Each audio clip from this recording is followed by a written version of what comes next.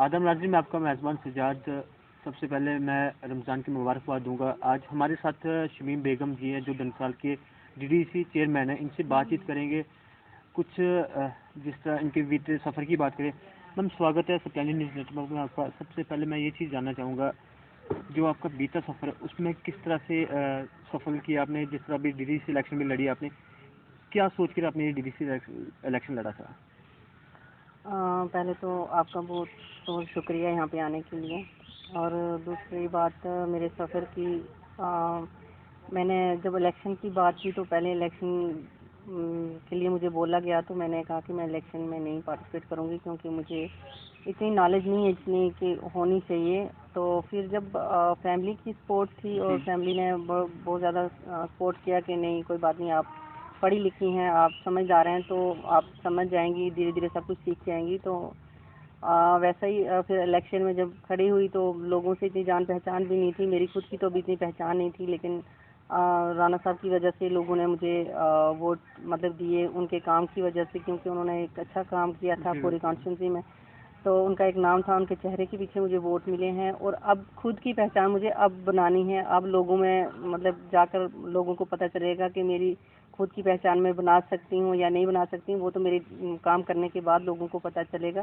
तो पहले तो मैं लोगों की बड़ी शुक्रगुजार हूँ कि वो मुझे जानते नहीं थे, कोई किसी जगह तो मैं पहुँच भी नहीं सकी, लेकिन लोगों ने बहुत ज़्यादा इज्जत दी, वोट दिए मेरे बिना जाने के, मतलब वोट मांगने के बिना भी कहीं किसी किसी जगह नहीं पहुँच पाई, कहीं तो गई थी, तो फिर भी उन्होंने बहुत ज़्यादा इज्जत दी। तो मैं लोगों की शुक्रगुजार हूँ, अपने ब्लॉक के जितने भी लोग हैं, कि उन्होंने मुझे इतनी इज्जत दी। और आज अगर यहाँ पे बैठी हूँ या कहीं भी जिस मुकाम पे हूँ तो उन लोगों की वजह से हूँ।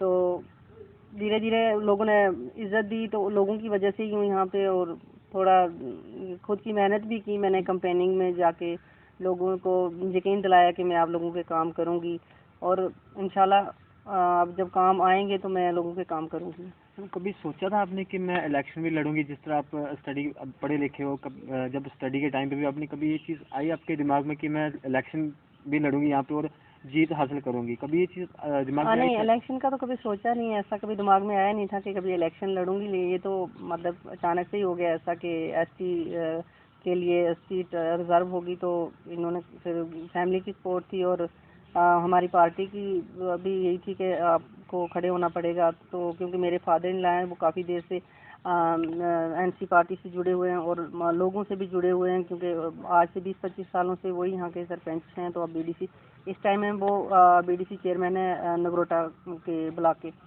तो वो था, उनका था कि उनकी भी अपनी एक पहचान थी, उनके पीछे भी लोगों ने वोट दिए और राणा साहब के पीछे भी दिए, तो उस कारण।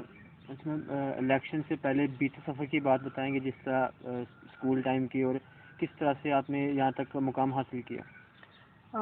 बीते टाइम में तो मैं वैसे डिस्ट्रिक्ट रियासी की हूँ। मेरा बचपन मतलब 5th तक मैंने वहाँ पे पढ़ा है, और 5th के बाद मैं जम्मू में आ गई थी, और 5th के बाद मैंने यहाँ पे पढ़ा है जम्मू में।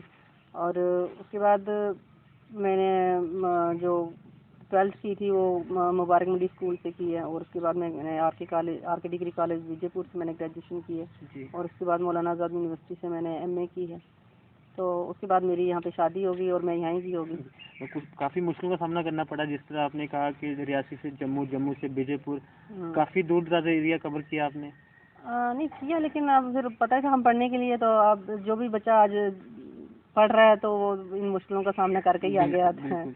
अच्छा मैम, सबसे पहले तो मैं आपको रमज़ान की मुबारकबाद दूंगा, जिस तरह कल आज से रमज़ान स्टार्ट हो रहे हैं, आज फर्स्ट तरावी है। जी। तो रमज़ान पे क्या कहना चाहोगे आप? जिस तरह देखा जाए ना, कोविड भी काफ़ी ज़्यादा बढ़ता जा रहा है। जी। सबसे पहले तो मैं नवरात्रे और रमज़ान की मुबारकबाद अपने पूरे नगरोटा कॉन्स्टिट्यूंसी को, बल्कि पूरे जम्मू कश्मीर के वासियों को देती हूँ।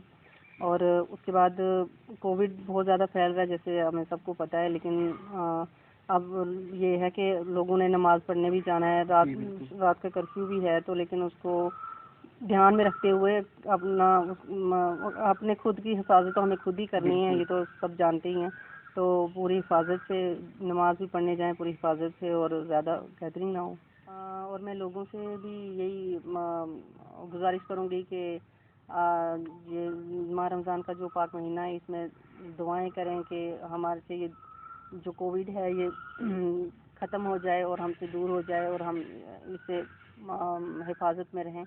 तो यही गुजारिश रहेगी लोगों से कि हमें भी और लोगों को भी यही दुआ करनी है कि हम जल्द से जल्द इस बीमारी से छुटकारा मिल जाए। मैम, जिस तरह देखा जाए यूथ की बात करें, अगर यूथ में दिन ब दिन नशा बढ़ता जा रहा है, चाहे पूरे जम्मू कश्मीर की बात करें, अगर दिन पे दिन केसेस बढ़ते नशे के केसेस आते नज़र आते रहते हैं। कभी कहीं पकड़ा जाता है कुछ, कभी कहीं पकड़ा जाता है। अब भी नवरात्रे और रमज़ान एक ही दिन में आए हैं। आपको क्या लगता है इस रमज़ान पाके रमज़ान के महीने में और या नवरात्रों में नशे का कुछ फ़र्क पड़ेगा? मैं तो यही कहूँगी कि जैसे नवरात्रे और रमज़ान अब इस बार पहली बार ऐसा हुआ कि एक साथ आए हैं। और मैं लोगों से भी कहूँगी और आपसे भी कहूँगी, मुझे खुद को भी मतलब ये कहती हूँ कि हमें इसके लिए लोगों को कहना है कि दुआएं करो कि अपने बच्चों को इन चीज़ों से, इन नशों से हिफाजत अल्लाह ताला हिफाजत में रखें बच्चों को। क्योंकि आज जितना भी नौजवान यूथ है जो अगर इस टाइम मुझे देख रहा है, तो मैं सबसे यही अपील करती हूँ कि इन चीज़ों में कुछ नहीं है, इसमें अगर है तो सिर्फ शर्मिंदगी। क्योंकि आपके माँ बाप की नज़रें हमेशा आप लोगों की वजह से शर्मिंदगी से झुकी रहेंगी, और अगर आपकी पत्नी होगी वो भी शर्म से, और बच्चों के दिल में डर होगा। तो इससे बेहतर है कि आप इन चीज़ों से दूर रहें और अपनी हिफाजत करें और अपनी फैमिली से और अपने माँ बाप से की भी इज़्ज़त रखें और अपने सेहत का भी ध्यान रखें। तो अपना ख्याल रखना चाहिए, तो इन चीज़ों से दूर रहना चाहिए। और मैं सबसे दुआ बोलूँगी कि दुआ करें कि ये चीज़ें हमारे जो नौजवान बच्चे हैं उनसे छूट जाएं और वो अपनी बेहतर ज़िंदगी जी सकें। जी, शुक्रिया शमीम बेगम जी हमारे साथ जुड़ने के लिए। ये थे हमारे साथ शमीम बेगम जी, जो डीडीसी डंसाल के चेयरमैन है। इनसे बातचीत की, जो भी इनके काम के बारे में बात की, किस तरह से ये सोच आए कि डीडीसी इलेक्शन लड़ेंगे या इलेक्शन में जीत पाएंगे। इन काफ़ी मुद्दों में बात की, जिस तरह हमने रमज़ान पे बात की। लेकिन कुछ हद तक ये चीज़ कही गई, जो नशे की तरफ लोग बढ़ते जा रहे हैं इस माह रमज़ान के महीने में, इससे शायद थोड़ा बहुत छुटकारा मिले। इस तरह देखते रहे स्प्लेंडर न्यूज़। मुझे दीजिए इजाज़त। आदाब।